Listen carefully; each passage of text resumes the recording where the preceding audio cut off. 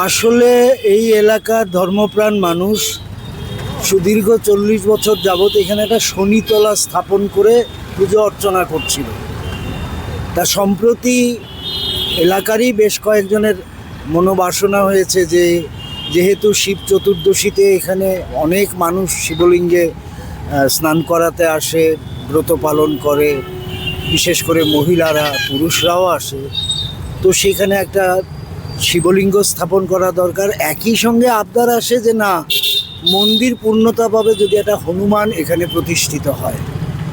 তো ওই জন্যে সম্প্রতি এলাকাবাসীর চাহিদার দিকে দেখে অ্যাকচুয়ালি অনেকের ধারণা যে এটা ক্লাব থেকে করা হচ্ছে, কিন্তু আসলে ক্লাব নয়, এলাকাবাসীর উদ্যোগ, ইনিশিয়েট করেছে বা দায়িত্ব নিয়ে পরিশ্রম করা, ব্যবস্থাপনা করা, এটা ক্লাবের পক্ষ থেকে কেউ কেউ আছেন, তারাও এলাকারই লোক।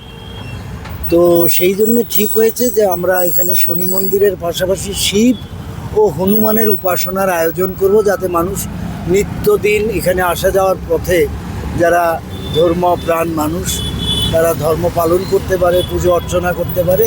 এই জন্যে এখানে একটা দিন ঠিক করা হয় যে আজকে তো হনুমান জন্মতিথি, এইটাকে মাথায় রেখে শিবলিঙ্গ আমাদের অনেক আগে থেকেই ছিল, ওটাকে একটু নতুন কলেবরে নতুন বিগ্রহ, নতুন শিবলিঙ্গ ইত্যাদি আজকে প্রাণ প্রতিষ্ঠাপূর্বক এখানে স্থাপন করা হয়েছে।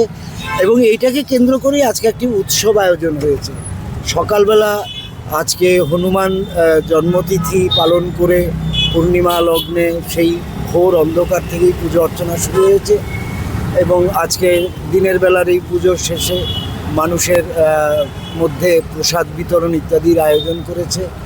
আর বিকেলবেলা এখানে বাইরে থেকে কিছু সঙ্গীত বিশেষজ্ঞ এসছেন, যারা ভজন কীর্তন, হনুমান চালিসা পাঠ ইত্যাদি করবেন। এখানে মঞ্চ তৈরি হয়েছে এই উপলক্ষে আলাদা করে। আর পাশাপাশি এখানে ভারত সেবাশ্রম সংঘের যারা সাধু মহাপুরুষ আছেন, তারা এখানে একটি মহাযজ্ঞের আয়োজন করেছেন। তারা এই যজ্ঞটা করবেন, তাদেরকে যা যা প্রয়োজনীয় উপাদান যোগান দেওয়া সেটা আমরা আমাদের এই পুজো কমিটির পক্ষ থেকে আমরা করেছি। তারা আসবেন এবং এই সান্ধ্যকালীন এই পুজোর পরে মহাপ্রসাদ বিলির একটা ব্যবস্থা হয়েছে। সেটা পথচারী বলুন, আমন্ত্রিত বলুন, রবাহত বলুন, যে কেউ ধর্মপ্রাণ মানুষ আসবে, এসে তারা খিচুড়ি ভোগ গ্রহণ করবে। আজকে সারাদিনের অনুষ্ঠানটা এইভাবেই পালন করা।